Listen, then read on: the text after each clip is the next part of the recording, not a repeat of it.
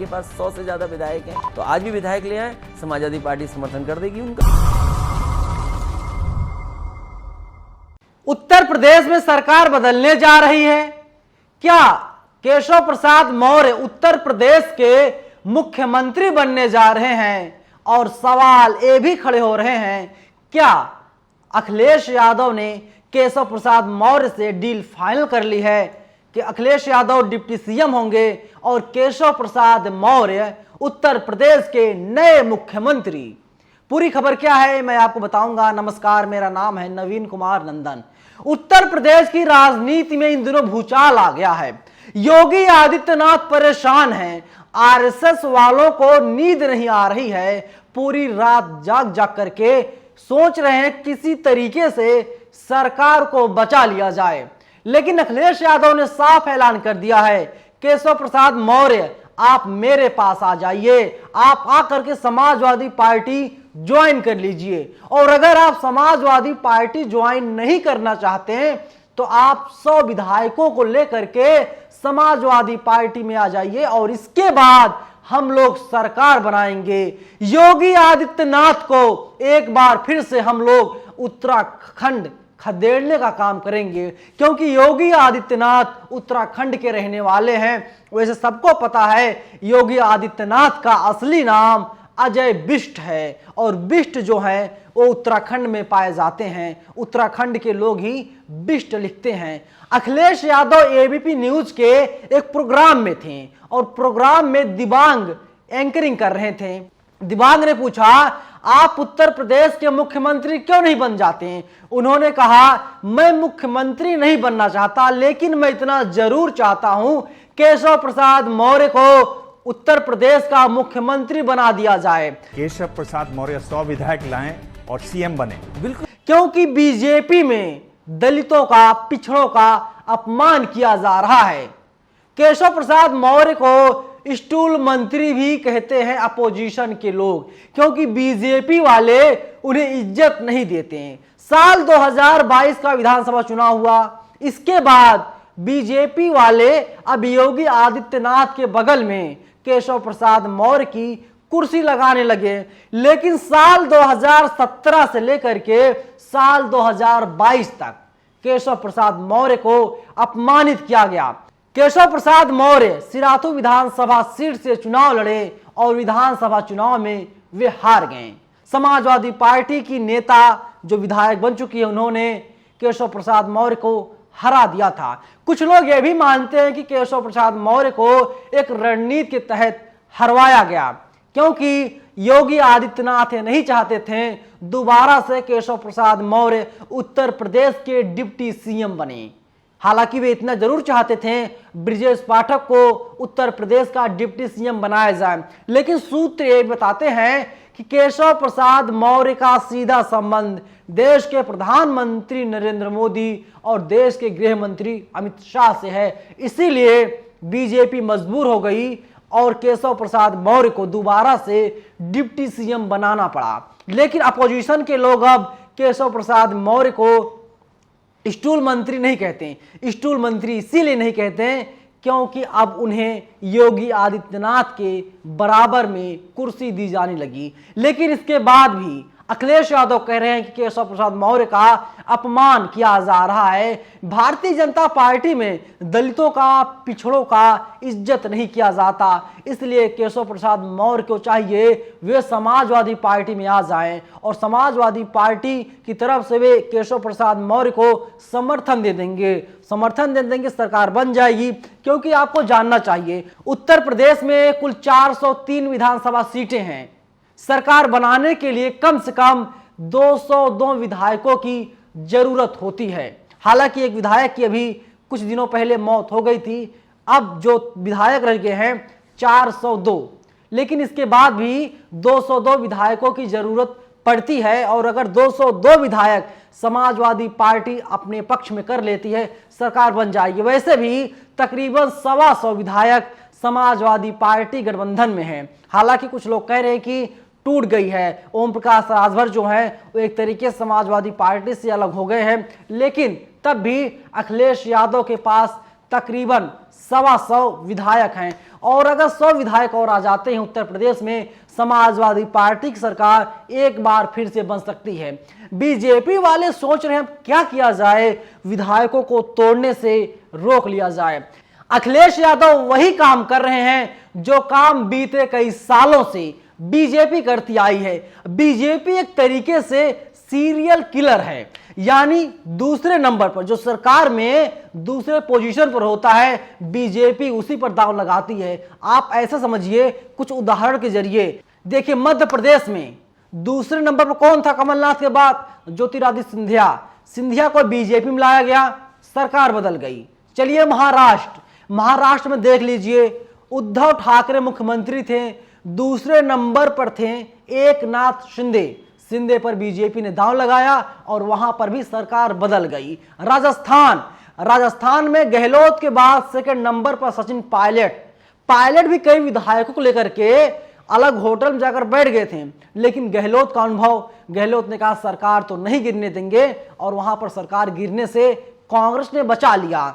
BJP दूसरे number पर ही दांव लगाती है। आ जाइए दिल्ली में देखिए, दूसरे नंबर पर कौन है? दूसरे नंबर पर मनीष सिसोदिया, नंबर 1 पर अरविंद केजरीवाल हैं ही, लेकिन नंबर 2 पर सिसोदिया हैं। बीजेपी ने सिसोदिया के घर सीबीआई भेज दिया और बीजेपी ने इतना कहलवा दिया कि एक काम कीजिए, आप बीजेपी में आ जाइए, बीजेपी ज्वाइन कर लीजिए, हम आपको मुख्यमंत्री बना देंगे।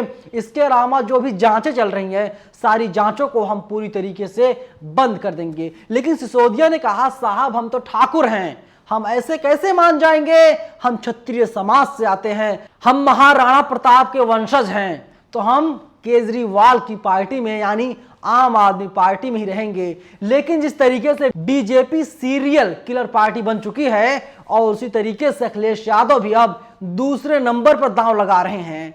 योगी आदित्यनाथ के बाद दूसरा नंबर आता है केशव प्रसाद मौर्य का। केशव प्रसाद मौर्य योगी आदित्यनाथ से बहुत बड़े नेता हैं उत्तर प्रदेश के, क्योंकि केशव प्रसाद मौर्य ओबीसी समाज से आते हैं। और वही देख लीजिए, साल 2017 में जब उत्तर प्रदेश में विधानसभा चुनाव हुए थे, तो केशव प्रसाद मौर्य को प्रदेश अध्यक्ष बनाया गया था। केशव प्रसाद मौर्य के नेतृत्व में ही चुनाव लड़ा गया था और बीजेपी को जीत मिली थी। कुछ लोग इतना कह रहे थे केशव प्रसाद मौर्य का नाम फाइनल हो चुका है और इन्हीं को सीएम बनाया जाएगा, लेकिन आरएसएस वाले चाल खेल गए और आरएसएस वालों ने योगी आदित्यनाथ को सामने ला दिया और इसके बाद इनको मुख्यमंत्री बना दिया गया, जो पहले गोरखपुर से सांसद हुआ करते थे।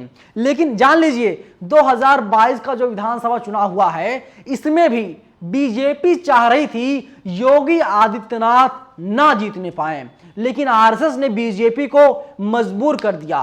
प्रधानमंत्री मोदी नहीं चाहते थे कि योगी आदित्यनाथ एक बार फिर से उत्तर प्रदेश के मुख्यमंत्री बने, इसलिए ना बने क्योंकि योगी आदित्यनाथ का कद मोदी के बराबर होते जा रहा है और मोदी के लिए खतरे की घंटी है, क्योंकि जो भी व्यक्ति बीजेपी में मोदी के बराबर, मोदी के पैरेलल खड़ा होता है, बीजेपी यानी मोदी उसे नीचे गिराने की कोशिश करते हैं।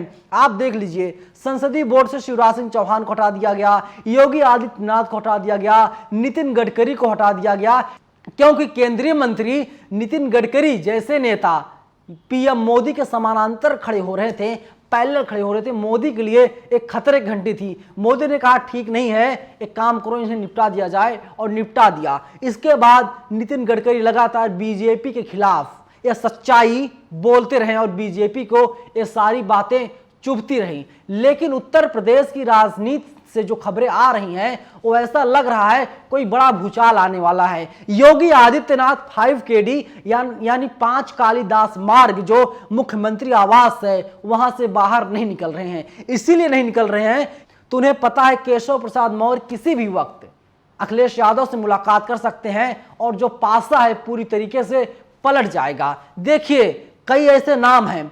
अभी राज्य मंत्री सुरेश राही ने किस तरीके से योगी आदित्यनाथ सरकार के खिलाफ धरना दिया था। आपने उसके पहले देखा था दिनेश खटीक जो दलित समुदाय से आते हैं, उन्होंने कहा कि बीजेपी में मेरा अपमान हो रहा है, अधिकारी कर्मचारी मेरी नहीं सुनते हैं, जब मैं अधिकारियों के पास फोन करता हूं तो अधिकारी कर्मचारी बिना पूरी बात सुने ही फोन काट देते हैं और उन्होंने देश के गृह मंत्री अमित शाह को अपना इस्तीफा भेज दिया था। लेकिन हालांकि बीजेपी ने बाद में मान मनोबल कर लिया और दिनेश खटीक बोले मैं इस्तीफा नहीं दे रहा हूं, मैं बीजेपी में रहूंगा। कुछ देखिए, मैं आपको दिखाता हूं स्क्रीनशॉट्स और कुछ वीडियो आप देख लीजिए। इसके बाद चीजें क्लियर हो जाएंगी कि उत्तर प्रदेश की राजनीति में क्या होने जा रहा है। देखिए, न्यूज 24 ने ट्वीट किया है, जिस दिन अखिलेश यादव जी मन बना लेंगे 15 दिन में योगी सरकार गिर जाएगी। अंदर खाने बीजेपी के 150 से ज्यादा विधायक दुखी हैं, सपा नेता और पूर्व मंत्री नारद राय ने कहा है। नारद राय और क्या कुछ कह रहे हैं, पहले आप सुन लीजिए। 15 दिन के अंदर सरकार गिर जाएगी। अंदर खाने भाजपा में कम से कम 150 विधायक दुखी हैं। वही देखिए, दिबांग ट्वीट करते हैं, एबीपी न्यूज पत्रकार हैं, ये लिख रहे हैं, बिग ब्रेकिंग, समाजवादी पार्टी के अध्यक्ष अखिलेश यादव का यूपी के उप मुख्यमंत्री केशव प्रसाद मौर्य को मुख्यमंत्री बनाने का बड़ा ऑफर। जरूर देखिए प्रेस कॉन्फ्रेंस आज रात 8 बजे। और वहीं द क्विंट लिख रहा है, द क्विंट लिखता है, all is not well in Yogi 2.0 सरकार। दिनेश खटीक, जितिन प्रसाद समेत खफा हैं मंत्री। चार मंत्री योगी आदित्यनाथ से खफा हैं। तो वहीं आगे लिखता है द क्विंट, उदाहरण के तौर पर संसदीय बोर्ड के पुनर्गठन से एक दिन पहले उप मुख्यमंत्री केशव प्रसाद मौर्य का एक वीडियो वायरल हुआ, जिसमें वह भाजपा के राष्ट्रीय महासचिव सुनील बंसल की प्रशंसा करते नजर आ रहे हैं और यूपी में 2017 की पार्टी की जीत का श्रेय उन्हीं को देते हैं। भाजपा की आंतरिक राजनीति में योगी हाल ही में कुछ असहज स्थिति में रहे हैं, क्योंकि उनके कुछ आलोचक अधिक मुखर हो गए हैं। इसलिए भी यह बात नजरअंदाज नहीं हो पाई, क्योंकि मौर्य ने एक समारोह में योगी की मौजूदगी में ही कहा, यूपी के असली नायक बंसल थे और राज्य में भाजपा को शून्य से शिखर तक पहुंचाने का श्रेय उन्हीं को जाता है। सब कुछ बंसल साहब कर रहे हैं, जो महासचिव हैं। योगी आदित्यनाथ कुछ कर ही नहीं रहे हैं। तो सोचिए, योगी आदित्यनाथ का सिर्फ चेहरा बेचा जा रहा है। योगी आदित्यनाथ को लेकर कहा जा रहा है ये हिंदुत्व की छवि को चमका रहे हैं, सरकार में रह करके एक तरीके से भुनाने का काम कर रहे हैं। लेकिन केशव प्रसाद मौर्य का जो बयान है साहब, इससे साफ जाहिर हो रहा है उत्तर प्रदेश की राजनीति में अगले कुछ दिनों में, तकरीबन 10 से 15 दिनों में बहुत बड़ा उथल पुथल देखने को मिल सकता है। लेकिन बड़ा सवाल यही होगा, अखिलेश यादव मुख्यमंत्री बनेंगे या फिर केशव प्रसाद मुख्यमंत्री बनेंगे, या योगी आदित्यनाथ सब कुछ खत्म कर देंगे, मामले को सुलझा लेंगे। इस पर हमारी नजर बनी रहेगी। लेकिन पूरी वीडियो पर आप लोगों की क्या राय है? आप लोग अपनी राय हमें जरूर बताइएगा। क्या आप लोग चाहते हैं उत्तर प्रदेश के नए मुख्यमंत्री अखिलेश यादव बने या केशव प्रसाद मौर्य बने? कमेंट बॉक्स में जरूर बताइएगा। धन्यवाद।